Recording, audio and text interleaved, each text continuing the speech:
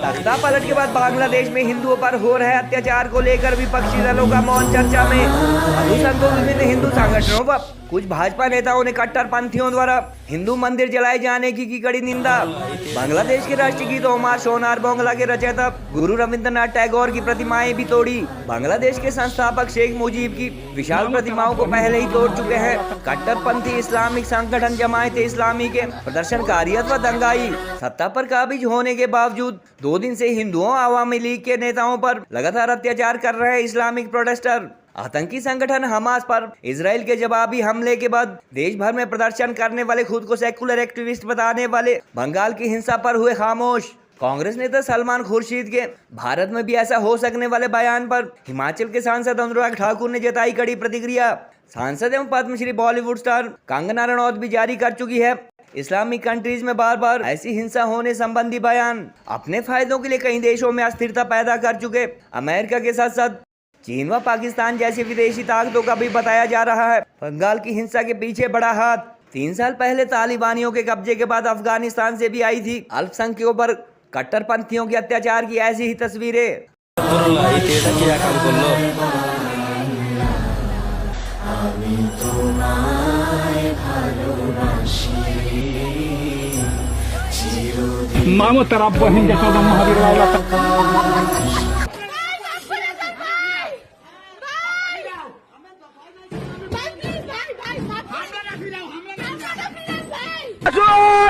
দেখেন আমাদের বামুনে পাল পড়াই সংজয় এবং সংখ্যালঘুদের উপর আক্রমণ করতে আমরা সবাই এগিয়ে আসুন। এটা বামুনিয়া পাল পড়া গাবতুলি বগুড়া দেখেন দেখেন সংখ্যালঘুদের কেমন আক্রমণ করতেছে দেখেন আপনারা সবাই। समझना चाहिए कि जो सर्वसामान्य आदमी होता है वो सबसे श्रेष्ठ होता है, बलवान होता है, उसके एक सहनशीलता की भी मर्यादा होती है, उसका उल्लंघन नहीं होना चाहिए। और जनता का न्यायालय वो सर्वोच्च होता है, तो जनता का न्यायालय का फैसला बांग्लादेश में हुआ है।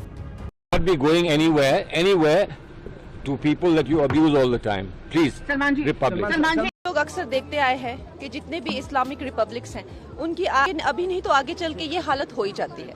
वहाँ पर अगर मान लो कोई और जब तक धर्म होता है तब तक उनका वो है पूरी तरह से उनको खत्म करने की कोशिश की जाती है। जैसे कि ब्रिटेन में जो है वहाँ के जो क्रिश्चियन लोग हैं उनको पकड़ पकड़ के सड़कों पर मारा काटा जा रहा है और फिर जब अकेला वो धर्म रह जाता है तो सिया सुन्नी में ही जो है वो एक तरह की वो चपट में आ जाते हैं। क्या हालत हो गई, इंसान की जान की कोई मूल्य नहीं रहा हुआ है। तो ये जो बांग्लादेश है वो हमारा एक मित्र था, अब बांग्लादेश भी हमारा मित्र नहीं रहा। तो चारों तरफ से जो एक अंतर्राष्ट्रीय ताकतों ने हमें घेर लिया है, तो अब भारत को हर निर्णय सोच समझ के लेना चाहिए। और देश को पीछे धकेलने के लिए कांग्रेस कुछ भी करने के लिए तैयार है। जहां एक और पूरी दुनिया में भारत को ब्राइट स्पॉट के रूप में देखा जाता है, दुनिया की सबसे तेजी से बढ़ने वाली अर्थव्यवस्था भारत है, वहीं पर इस तरह के बेतुके बयान कांग्रेस के नेताओं के द्वारा आना दिखाता है कि कांग्रेस की मानसिक स्थिति क्या है। वो देश का नुकसान कैसे करना चाहते हैं, देश के लोगों में भय कैसे पैदा करना चाहते हैं, और ये भय भ्रम अफवाहें फैलाने का काम कांग्रेस बंद करे। ये वही लोग हैं जो बाटला हाउस कांड के बाद शहीद इंस्पेक्टर एमएल शर्मा के पास तो गए नहीं थे, जो आतंकवादी मरे उनके घरों पे अफसोस जताने कांग्रेस के लोग गए थे, श्रीमती सोनिया गांधी जी और ये नेता जो कांग्रेस के जो आज बयान दे रहे हैं। आज जिस प्रकार से सलमान खुर्शीद, और केवल सलमान खुर्शीद नहीं, अभी सुनने में आ रहा है कुछ और कांग्रेस के नेताओं ने भी ये कहा है कि जो स्थिति आज बांग्लादेश में है उसी प्रकार की स्थिति भारत में भी हो सकती है। उन्होंने एक किताब लॉन्च के इवेंट में कहा है, जो किताब का लॉन्च था उसका शीर्ष था the future of Muslims in India, शिकवाए हिंद मुजीबुर रहमान द्वारा लिखा हुआ ये किताब था। उसमें भारत में एक तरह से प्रोटेस्ट होंगे, भारत में आगजनी होगी, जो बांग्लादेश में हुआ है वो भारत में होगी, इसकी चेतावनी कांग्रेस पार्टी की तरफ से सलमान खुर्शीद जी ने दिया है। कई दिग्गज जो वहां मौजूद थे, शशि थरूर से लेके अन्य नेता भी वहां मौजूद थे, एक तरह से उनकी स्वीकृति थी, एक तरह से उन्होंने उसका समर्थन किया। जब हम बांग्लादेश बना सकते हैं तो वहां पर रहने वाले अपने हिंदू भाइयों की रक्षा करने में भी पूर्ण तरह से समर्थ हैं। कि सामर्थ्य को हमें दिखाना होगा जिससे कि वहां पर रहने वाले हिंदुओं की तरफ कोई आंख न उठा सके। प्रधानमंत्री वो एक बहुत बड़ी शख्सियत है और हिंदुओं की रक्षा कैसे करनी होती है उसको वो जानते हैं और उन्होंने की। हिंदुओं के घरों, हिंदू मंदिरों और हिंदुओं के व्यवसायिक प्रतिष्ठानों पर जिस तरह से सुनियोजित हमले इस्लामिक कट्टरपंथी ताकतें बांग्लादेश में कर रही हैं, ये बहुत ही शर्मनाक और खतरनाक है। और मुझे तो आशंका है आगे वहां पर जो हमारे अल्पसंख्यक हिंदू भाई हैं उनकी माँ बहन बेटियों की इज्जत आबरू पर बात ना आ जाए, इसके लिए भारत को चौकन्ना रहना पड़ेगा और पूरी ताकत के साथ अपने अल्पसंख्यक हिंदू भाइयों के साथ पूरे देश को खड़ा होना पड़ेगा। भारत के पड़ोसी बांग्लादेश की सत्ता पर काबिज होने के बाद पिछले 2 दिनों से इस्लामिक एक्सट्रीमिस्ट प्रोटेस्टर द्वारा हिंदुओं पर किए जा रहे अत्याचार को लेकर चुप्पी साधने वाले इंडिया अलायंस अथवा देश के विपक्षी दलों पर अब सोशल मीडिया पर सवाल उठने लगे हैं। गत वर्ष हमास के आतंकियों द्वारा मचाए गए आतंकवादी इजराइल की सर्जिकल स्ट्राइक अथवा हमले के विरोध में देश के विभिन्न राज्यों में प्रदर्शन करने वाले, खुद को सेकुलर एक्टिविस्ट बताने वाले तथाकथित आंदोलनकारियों के मुंह से बंगाल के हिंदुओं पर हो रहे अत्याचार को लेकर अब तक एक शब्द भी नहीं निकला।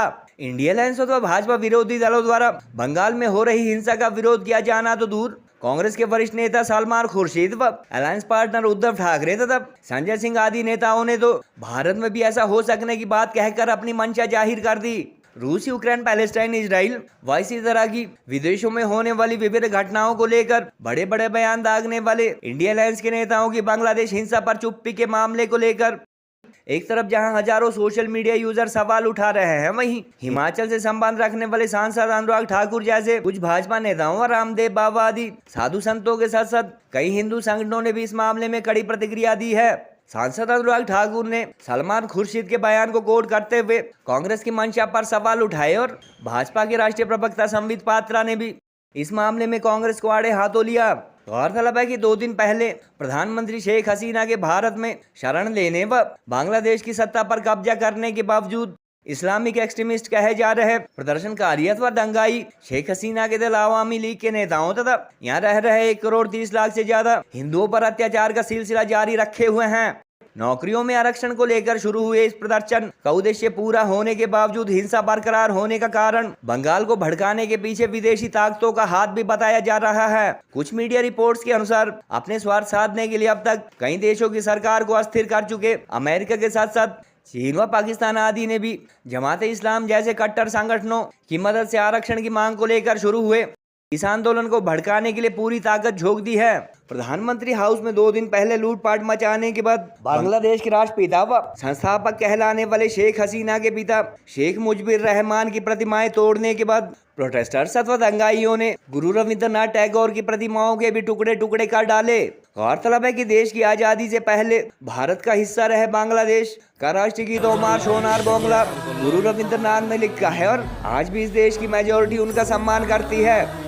कुछ सोशल मीडिया यूजर भारत में भी विदेशी ताकतों द्वारा ऐसी अस्थिरता पैदा करने की कोशिश का अंदेशा जता रहे हैं, क्योंकि दुनिया की 5वीं सबसे बड़ी इकोनॉमी बन चुका यह देश यदि 3rd लार्जेस्ट इकोनॉमी होता है तो ऐसे में कंपटीशन सीधा अमेरिका व चीन से हो जाएगा और दोनों देश नहीं चाहेंगे कि भारत और आगे बढ़े। बहरहाल अंग्रेजों की डिवाइड एंड रूल की पॉलिसी के बाद भारत से अलग हुए बांग्लादेश में हिंदुओं पर हो रहे अत्याचारों के प्रति भाजपा विरोधी दलों की चुप्पी चर्चा में है और इससे सियासत में उन्हें फायदा होता है या नुकसान यह आने वाला समय ही बताएगा। দেখেন সংখ্যালঘুদের কেমন আক্রমণ করতেছে, দেখেন আপনারা সবাই দোকান টোকান ভাঙছে, সব দেখেন না অত করছে, দেখেন পাটপুট মাটি দিয়ে সব দেখেন আমাদের সহজ করে বাড়ি ভাঙা দিছে, দেখেন আমাদের বাড়ি ঘর আগুন লাগিয়ে দিছে, দেখেন বাল বাল আমাদের ঠেকা দেখেন আমাদের বাড়ি ঘর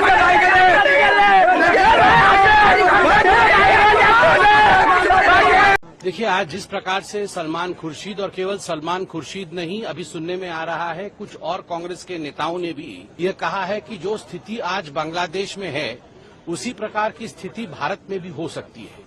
उन्होंने एक किताब लॉन्च के इवेंट में कहा है, जो किताब का लॉन्च था उसका शीर्ष था the future of Muslims in India, शिकवाए हिंद मुजीबुर रहमान द्वारा लिखा हुआ ये किताब था। उसमें भारत में एक तरह से प्रोटेस्ट होंगे, भारत में आगजनी होगी, जो बांग्लादेश में हुआ है वो भारत में होगी, इसकी चेतावनी कांग्रेस पार्टी की तरफ से सलमान खुर्शीद जी ने दिया है। और कई दिग्गज जो वहां मौजूद थे, शशि थरूर से लेके अन्य नेता भी वहां मौजूद थे, एक तरह से उनकी स्वीकृति थी, एक तरह से उन्होंने उसका समर्थन किया। किस प्रकार की सोच कांग्रेस पार्टी की है। आज मुझे याद आता है जब पार्लियामेंट में खड़े होकर राहुल गांधी कहते थे कि इस देश में आग लगेगा, इस देश में दंगे होंगे, इस देश में प्रधानमंत्री जी के ऊपर हमला होगा, तो वो क्यों कहते थे? और जब विदेश यात्रा में राहुल गांधी जाते थे और कई लोगों से चोरी चुपके विदेश में जाकर मिलते थे और भारत के खिलाफ वहां कह के आते थे, तो आज मालूम पड़ रहा है आखिरकार मंशा क्या थी। यह बहुत ही गंभीर विषय है। जब भारत के चारों तरफ बाकी देशों में इस प्रकार की परिस्थिति देखने को मिल रहा है, कांग्रेस पार्टी जो देश का आज मुख्य विपक्ष है वह भी यही चाह रही है। चुनाव में जीत नहीं पा रहे हैं, तो चुनाव में जीत नहीं पाने के कारण अपना खींच बैक गेट से इस प्रकार की अराजकता को फैला करके हिंदुस्तान को बर्बादी की ओर लेने की कोशिश जो कांग्रेस पार्टी की है वो आज जनता के सामने उजागर हो चुकी है।